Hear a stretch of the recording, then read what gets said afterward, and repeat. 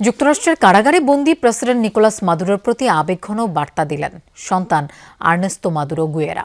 বাবাকে শিগগিরই জড়িয়ে ধরতে পারার আকাঙ্ক্ষা জানিয়েছেন তিনি।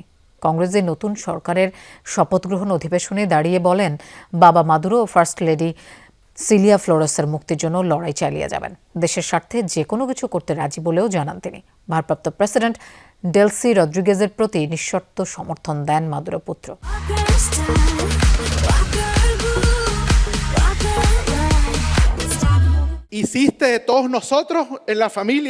বাবা নিকোলাস মাদুরো বন্দী যুক্তরাষ্ট্রের কারাগারে। ভেনেজুয়েলার কংগ্রেসে নতুন প্রশাসনের শপথ গ্রহণ অনুষ্ঠানে আবেগ আপ্লুত ছেলে আর্নেস্তো মাদুরো গুয়েরা। বাবাকে মুক্ত করার দৃঢ় প্রত্যয় সন্তানের কণ্ঠে।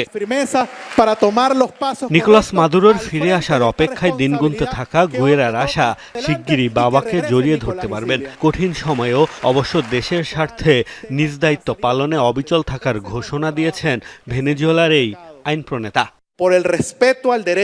বাবা, তুমি আমাদের পরিবারের সবাইকে শক্ত মানুষ হিসেবে গড়ে তুলেছ। তুমি ফিরে আসা পর্যন্ত আমরা নিজেদের দায়িত্ব পালন করে যাব।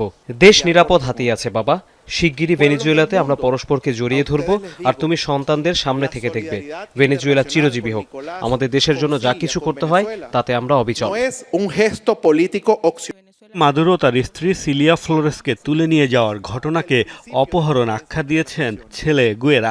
বলেন, তিনিও তার পরিবার মার্কিন নিপীড়নের শিকার। এ সময় ভারপ্রাপ্ত প্রেসিডেন্ট ডেলসি রদ্রিগেজের প্রতি পূর্ণ আস্থা রয়েছে বলেও জানান গুয়েরা।